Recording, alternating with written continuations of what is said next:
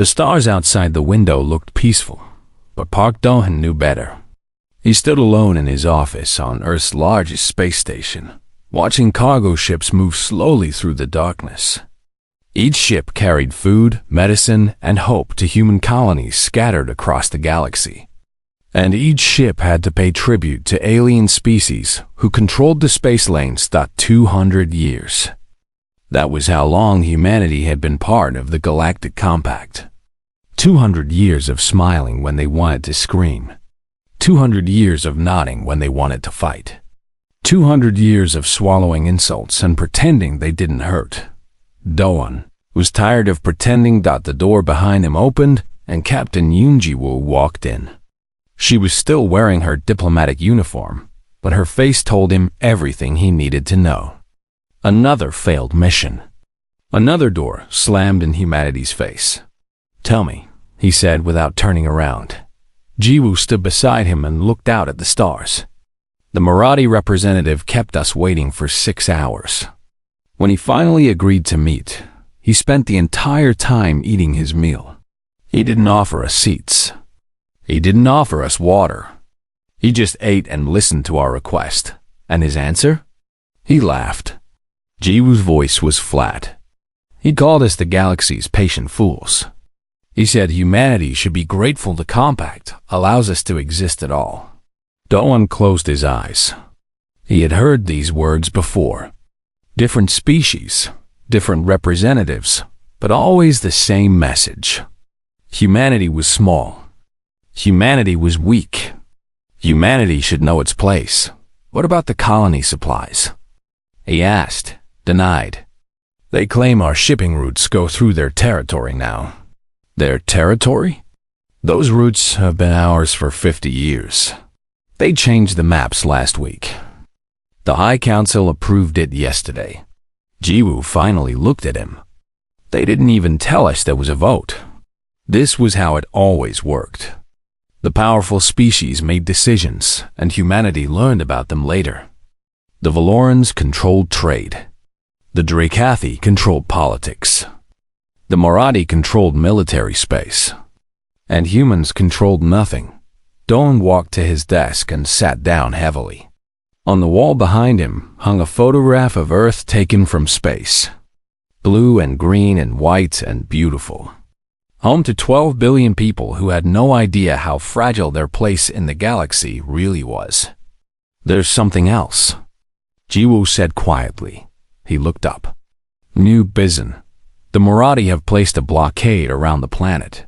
Do-hyun felt his blood turn cold. New Bizan was a farming colony. 3 million people lived there, growing food for a dozen other human settlements. Without supply ships coming and going, those 3 million people would starve. On what grounds? They say we violated their new territory claims. They say the blockade will continue until we pay proper tribute. How much tribute? Ji-woo handed him a datapad. Do-hyun read the number and felt sick. The amount was impossible. It would bankrupt Earth's entire colonial budget. The Marathi knew this. They weren't asking for payment. They were asking humanity to choose which colonies would live and which would die. The door opened again. Admiral Baek Suho entered without knocking. He was old now, his hair completely white, but his eyes were sharp and clear. He had served in Earth's defense forces for 60 years. He had watched humanity bow and scrape to alien powers his entire career. You've heard about New Bizan, he said. It wasn't a question.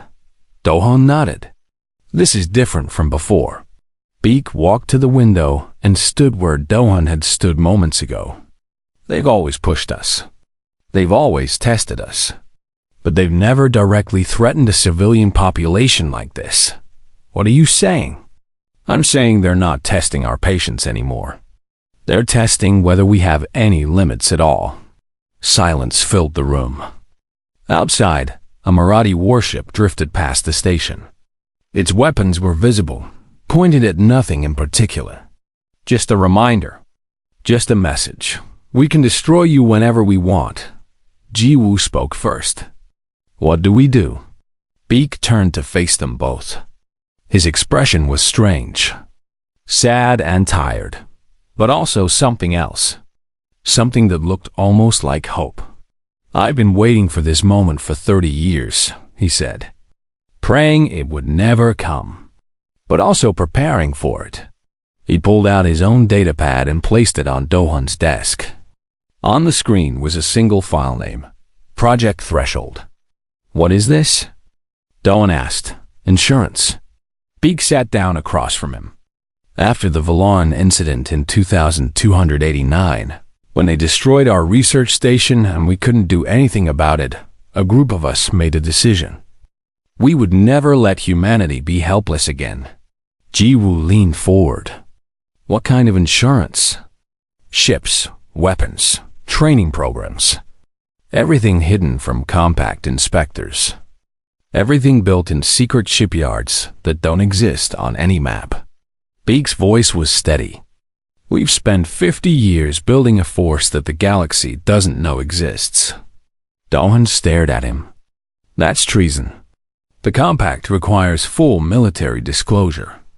The compact also requires member species to protect each other from aggression." Beak's eyes were hard now. "Did they protect us when the Valorans destroyed our station? Did they protect us when the Drakathi stole our mining rights? Are they protecting New Bizin right now?" No one answered. "We followed their rules," Beak continued. "We trusted their system. And their system left our people to die, again and again. So we made our own rules. We built our own protection. And we kept it secret because we knew they would take it from us if they found out." Do-hun looked at the file on his screen. Project Threshold. 50 years of hidden work. 50 years of preparation for a moment exactly like this one. "If we use this," he said slowly, "everything changes." "Everything has already changed." Beak stood up. 3 million people on New Bizin are running out of food.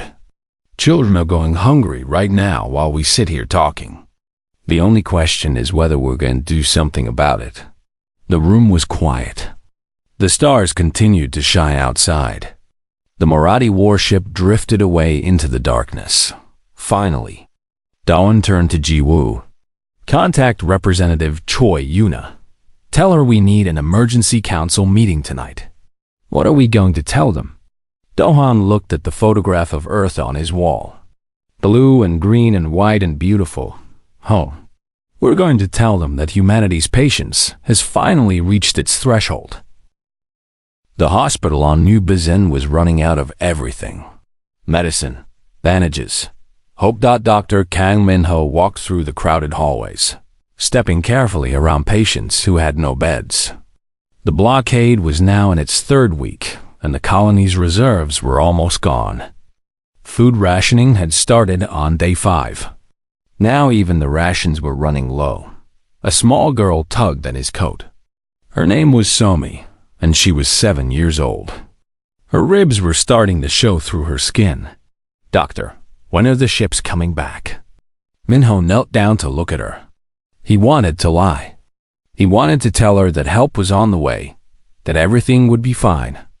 But he had been a doctor for 20 years, and he had learned that children always knew when adults were lying. "I don't know, Somi, but I know that people on Earth are trying very hard to help us." She nodded seriously, then walked back to her mother. They were sitting on the floor in the corner, sharing a single blanket. There were hundreds of families like them throughout the hospital. Thousands more throughout the colony. All of them waiting. All of them hungry. Min-ho looked out the window at the sky. Somewhere up there, beyond the clouds, Marathi warships circled like vultures. Their commander sent messages every day. "Surrender your independence. Pay our tribute. Bow to us, and we will let you eat." The colony's leaders had refused. But Min-ho wondered how long that refusal could last. Pride was hard to maintain when children were starving.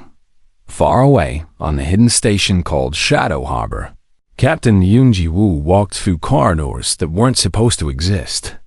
The walls were dark metal, the lights were dim. and the air smelled like engine oil and secrets. Admiral Beak walked beside her, explaining everything. "We started building this place in 2291, he said, 2 years after the Valoran incident. It took us 15 years just to construct the basic structure, another 10 to install the shipyards, and 20 more to build the fleet." Jiwoo stopped at a window and looked out. Her breath caught in her throat. Ships, hundreds of ships. They floated in the darkness like sleeping giants, their hulls painted black, their weapons hidden but deadly. She had never seen anything like them. No one had. "How many?" she whispered. 3,000 combat vessels. Another 2,000 support ships, all equipped with technology we've been developing in secret for half a century. The compact inspectors. Never knew. We build everything in deep space, far from any trade routes. We recruited crews from people who had lost family to alien aggression. People who understood why this was necessary." Beak's voice was heavy.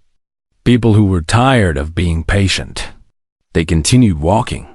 Beak led her to a specific ship, larger than the others, its design sleek and dangerous. "This is the Silence Breaking," he said. "Our most advanced vessel. It will be yours." Jiwoo stared at it. "Mine? You've spent 15 years trying to solve problems with words.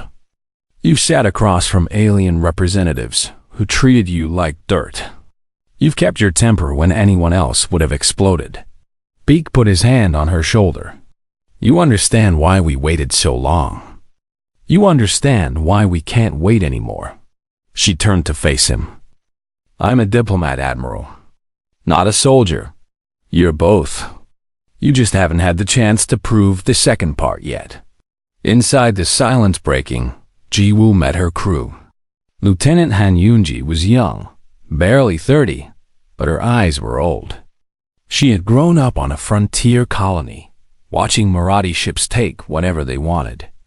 Her father had died trying to protect their farm from alien raiders. She had joined Earth's forces the next day. "I've been waiting for this my whole life," she told Jiwoo.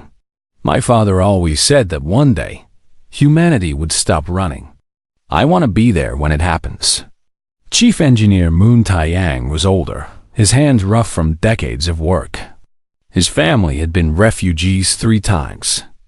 Each time, alien aggression had driven them from their home. Each time, they had rebuilt with nothing. "I don't hate them," he said quietly. "The aliens, I mean. I just want them to understand that we're not weak. We're not victims. We're people who deserve to live in peace." Jiwoo looked at her crew. 50 officers and 300 crew members. All of them had stories like Yoonji and Taeyang. All of them had been patient. All of them had reached their limit. "What do we know about the Marathi blockade?" she asked. Taeyng pulled up a display. 200 warships. Standard formation. They're not expecting any resistance because humanity has never given them any. Their weapons? Plasma cannons. Missile systems.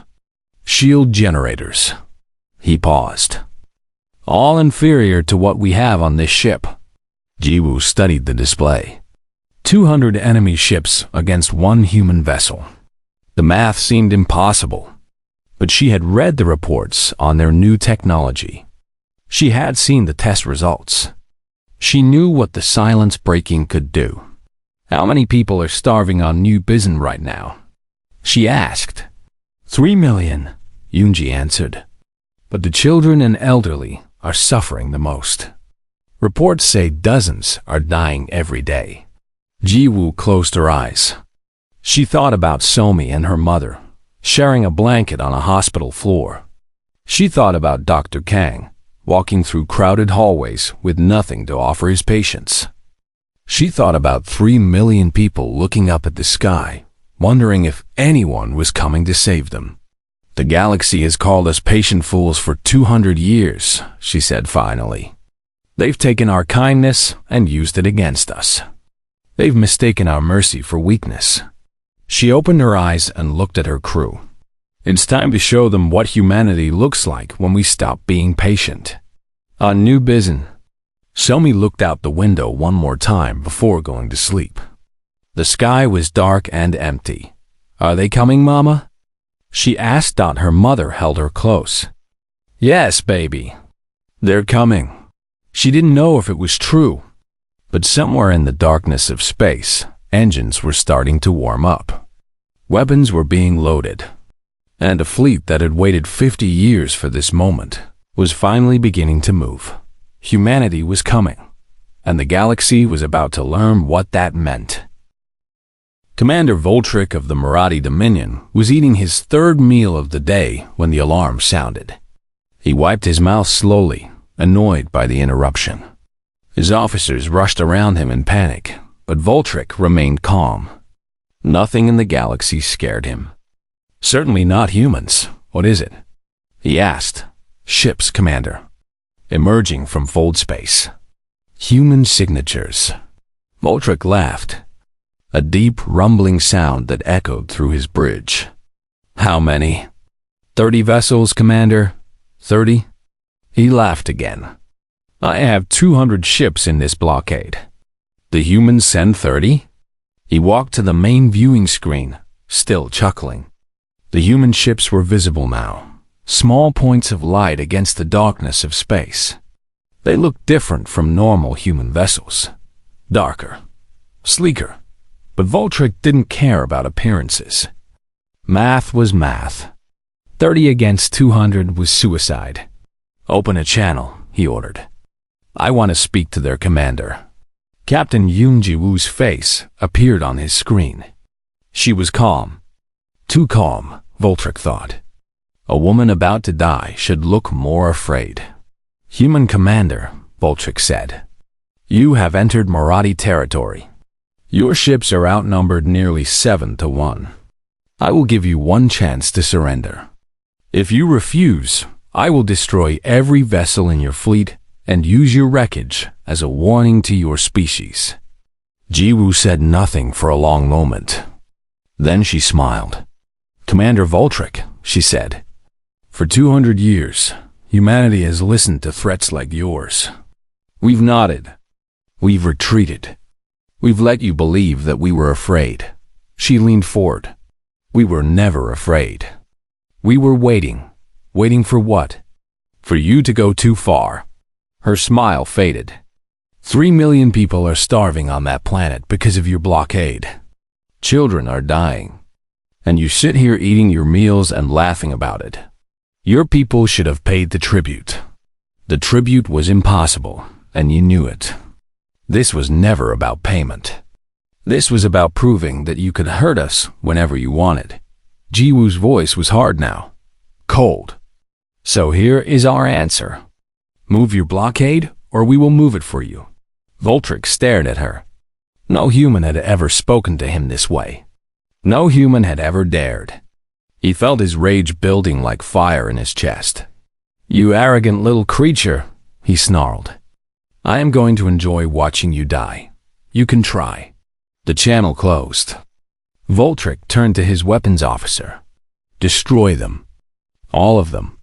The first Marathi missiles launched.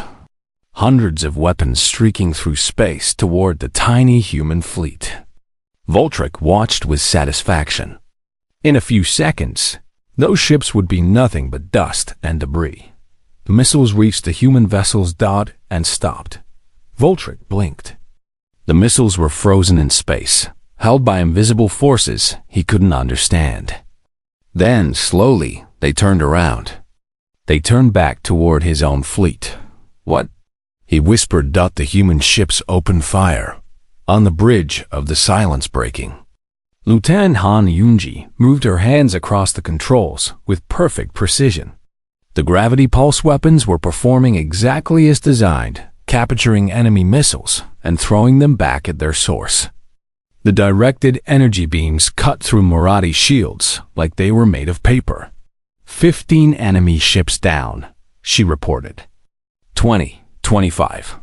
Captain Yoon watched the battle unfold. It was not really a battle. It was a demonstration. 50 years of human engineering and innovation finally revealed to a galaxy that had underestimated them. "Target their flagship," she ordered. "Disable, don't destroy. I want their commander alive." Chief Engineer Moon Taiyang worked his console. Targeting their engine systems. Firing now. A beam of concentrated energy shot across space and struck Voltrek's ship. The engines exploded. The shields collapsed.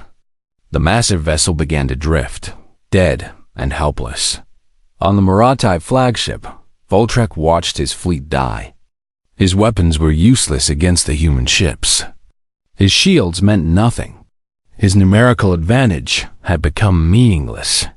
One by one, his vessels were destroyed or disabled.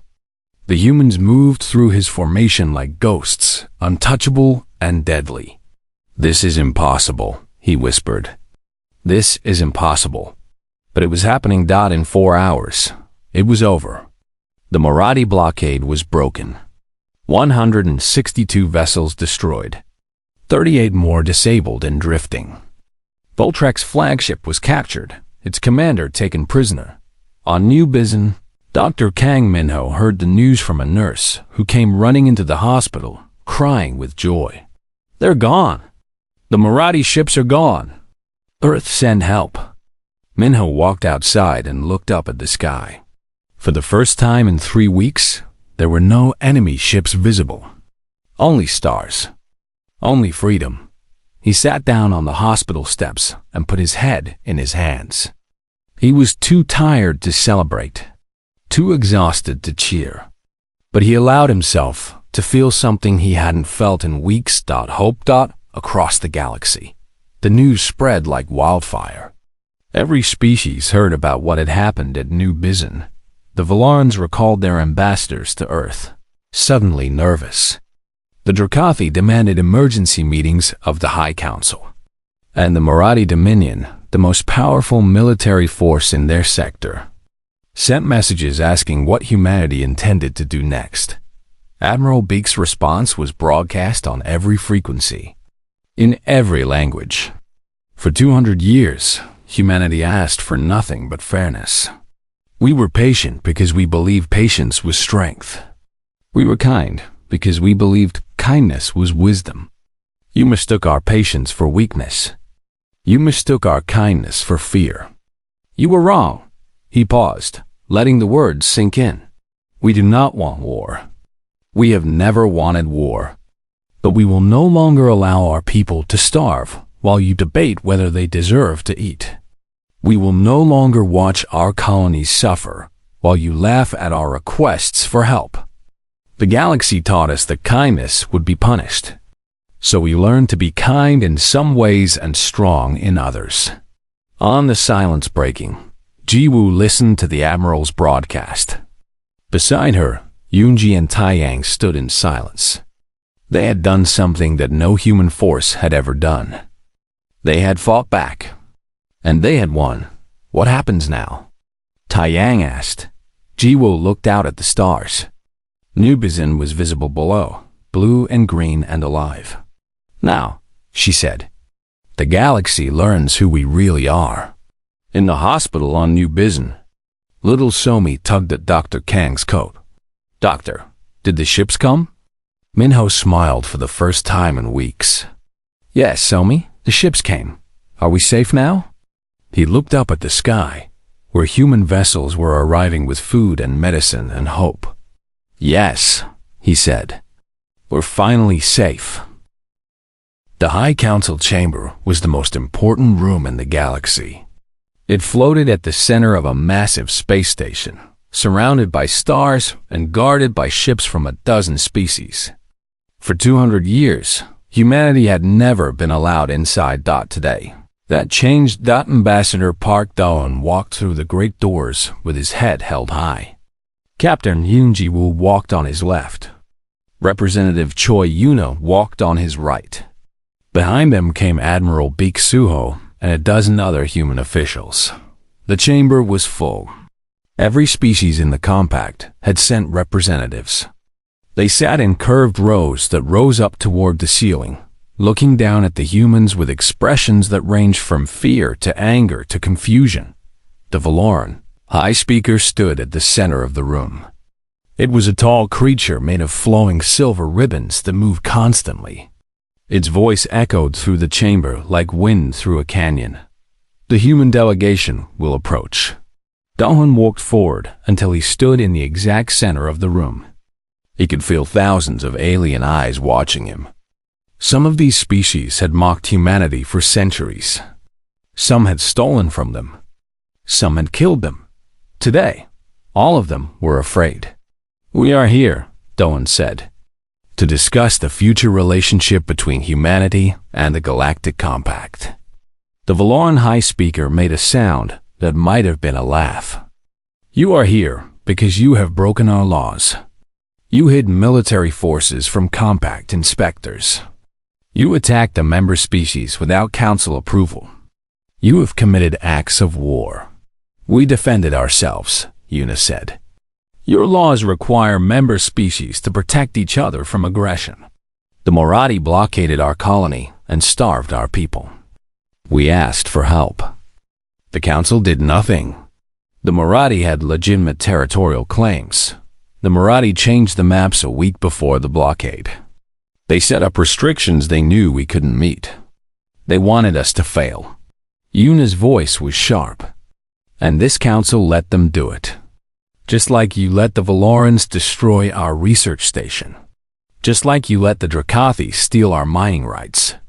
Just like you've let every species in this room take from humanity while giving nothing back." Silence filled the chamber. The alien representatives shifted uncomfortably in their seats. A Moradi official stood up. He was smaller than Voltric, but his voice was just as angry. "You speak of defense, but your ships appeared from nowhere. You have been building weapons in secret for decades. This is not defense. This is preparation for conquest." Admiral Beak stepped forward. "You're right. We have been preparing. We've been preparing since the day we joined this compact and learned that your laws only protect the powerful." He looked around the room. "We tried to follow your rules. We tried to be good members of your community. But every time we built something useful, you placed restrictions on it. Every time we showed any strength, you demanded we disarm. You taught us that honesty would be punished." He paused. "So we learned to be honest about some things and quiet about others." The Valoran high speaker moved closer to Dahan. "What do you want? What is the purpose of this display?" "We want what we've always wanted," Dahan said. "Fairness. Safety for our colonies. A voice in the decisions that affect our people." He looked up at the rows of alien faces. "We don't want to rule the galaxy. We never did. We just want to live in it without being afraid. And if we refuse?" Dahan to look at the high speaker directly. "Admiral, show them." The beak touched the control on his wrist. The chamber's viewing screens activated, showing space outside the station. And then the human fleet appeared. Not 30 ships. Not 300. Thousands of vessels emerged from hidden positions all around the station. They came from behind moons. They came from inside asteroid fields. They came from fold space points that no one knew existed. 3,000 combat ships. 2,000 support vessels. The entire force that humanity had spent 50 years building in secret. The alien representatives panicked. Some screamed. Some ran for the doors. The Moradi official who had spoken earlier fell backward into his seat, his face pale with shock. "Those ships have been there since you started this meeting," Beak said calmly. "They could have attacked at any time. They didn't, because we don't want war." Jiwoo stepped forward. "Every species in this room has seen what our weapons can do. You've seen how our ships move. You've seen that your defenses mean nothing against our technology." She looked around the chamber. "We could have used that power to destroy you. We didn't, because that's not who we are." The panic slowly died down. The alien representatives returned to their seats, though many of them were still shaking. Una spoke next, her voice gentle but firm. "We know what it feels like to be afraid. We've been afraid for 200 years. We're not going to make you feel that way. We're not going to treat you the way you treated us." She walked toward the Valoran high speaker. "But we are going to change things. Starting today, humanity will have a permanent seat on this council. Starting today, no species will be denied representation. Starting today, the strong will not be allowed to starve the weak." She stopped in front of the silver creature and looked up at it. "Those are our terms. They're not unreasonable. They're what the compact was supposed to be from the beginning." The high speaker was silent for a long moment. Outside, the human fleet hung motionless in space, waiting. "And if we accept these terms?" it finally asked. "What then?" "Then we become what we always wanted to be," Dohun said. "Partners, allies, friends." He smiled slightly. "We've been patient for 200 years. We can be patient a while longer." The council debated for 3 hours.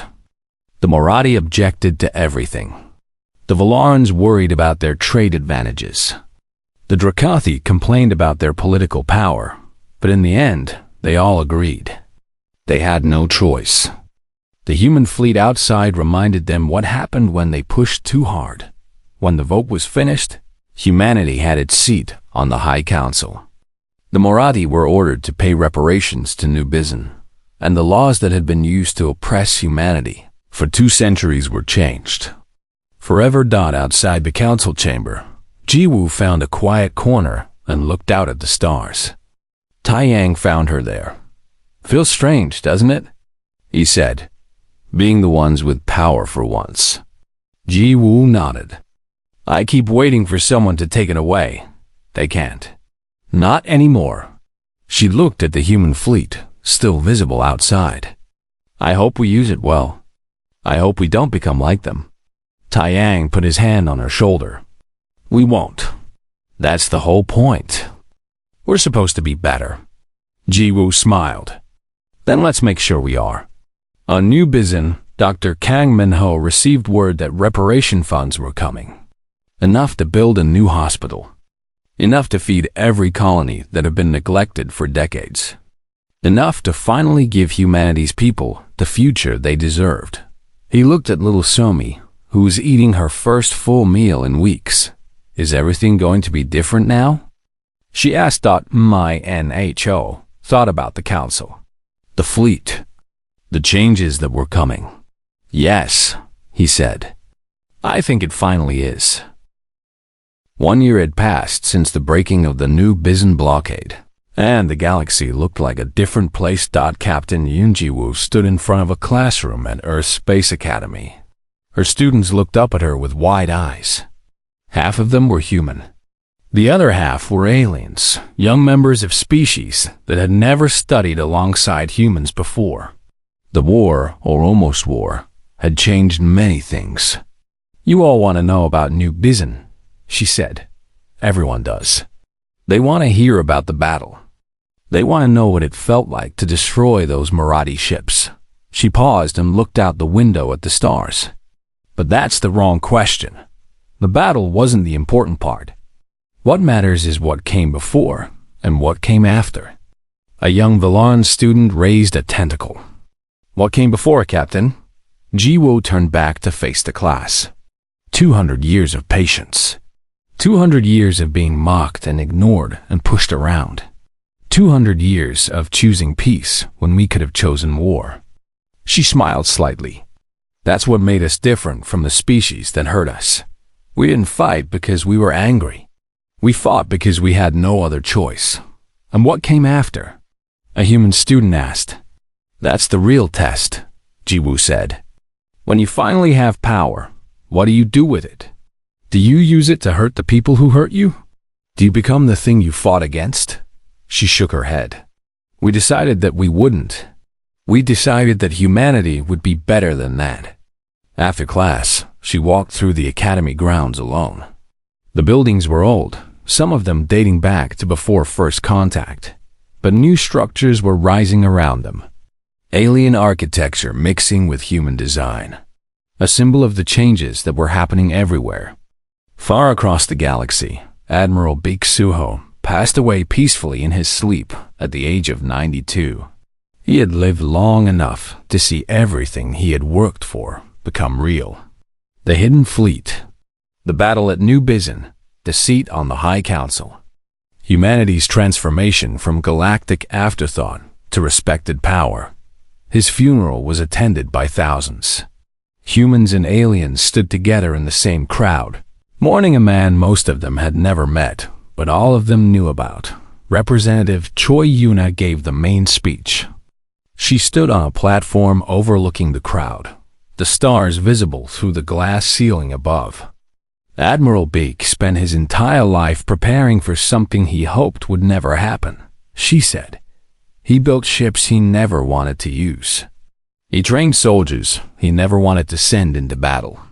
He did all of this because he understood something important. Real peace requires strength.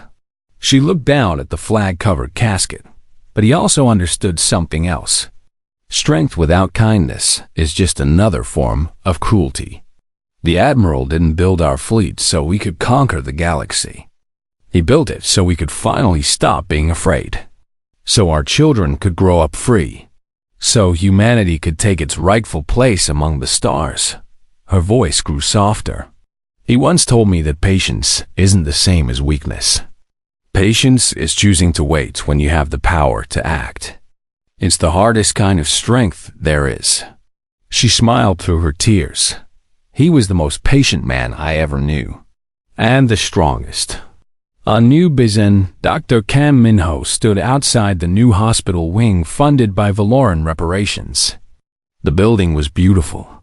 Clean white walls. Modern equipment. Room for every patient who needed care. Little Somi was there too, though she wasn't so little anymore. A year of good food had changed her. She was healthy now, strong, already talking about becoming a doctor herself someday. Did you ever think things would change this much? She asked. Minho looked at the children playing in the hospital garden. Human children and alien children together. A sight that would have been impossible just a few years ago. I hoped, he said. That's all any of us could do. Hope and wait. Were you scared during the blockade? He nodded. Every day. I was scared we would all die. I was scared no one would come to help us. I was scared that the galaxy would just let us disappear. But they didn't. No. He smiled. They didn't. Chief Engineer Moon Tai-Yang was commanding his own ship now, the Rising Sun. It was smaller than the Silence Breaking, but it was his. He spent his days patrolling trade routes that had once been controlled by alien powers who charged humans impossible fees. Those days were over now. Human ships moved freely through the galaxy. Human colonies received supplies without fear. Human children looked up at the stars and dreamed of exploration instead of survival. One day, Tai-Yang received a communication request. A young Marathi trader asking for safe passage through a human-controlled system. Why are you asking? Tai-Yang said. This route is open to everyone. The young Marathi hesitated. After everything that happened. After what my people did to your colonies. I thought you might refuse. Tai-Yang thought about his family. 3 times they had been refugees. 3 times alien aggression had driven them from their homes. He had every reason to hate the Marathi. Every reason to make this young trader suffer the way his people had suffered. But that wasn't why humanity had fought. That wasn't what the Admiral had died for. Permission granted. Tai-Yang said. Safe travels. He closed the channel and looked out at the stars. Somewhere out there, new species were discovering space travel for the first time. New civilizations were taking their first steps toward the stars. And someday, they would meet humanity. What would they find? They would find a species that had been mocked and beaten down for 2 centuries. A species that had been called patient fools by every power in the galaxy. a species that had finally stood up and fought back. But they would also find a species that had chosen mercy over revenge, fairness over cruelty, a species that had remembered every insult and every wound, but had decided not to pass that pain on to others. They would find humanity on Earth. Ambassador Park Do-hon looked out the window of his office at the planet below, blue and green and white and beautiful. Home to 13 billion people now, a billion more than before. Humanity was growing. Humanity was thriving. Ji-woo called him from the academy. The alien students are doing well, she reported. Better than I expected. They're learning about human history, about what we went through. Some of them have started to understand. Understand what? Why we were patient for so long. Why we didn't fight back sooner. She paused. They're ashamed of what their species did to us, but they're also inspired by how we responded. Do-hon smiled. That's all we ever wanted. Not to be feared, just to be understood. He ended the call and turned back to the window. The stars were bright tonight. The same stars that had watched humanity struggle and suffer for 200 years. The same stars that had witnessed the battle at New Bizen. The same stars that now looked down on a galaxy that had been changed forever. No species would ever forget the moment humanity's patience reached its threshold. But more importantly, no species would ever forget what humanity chose to do afterward. Not conquest, not revenge. Just the simple, revolutionary act of demanding fairness and then extending that fairness to everyone else, including the ones who had tried to destroy them. That was humanity's greatest victory. Not the battle, not the fleet, not the seat on the High Council. Their greatest victory was remaining human, even when the galaxy had given them every reason not to.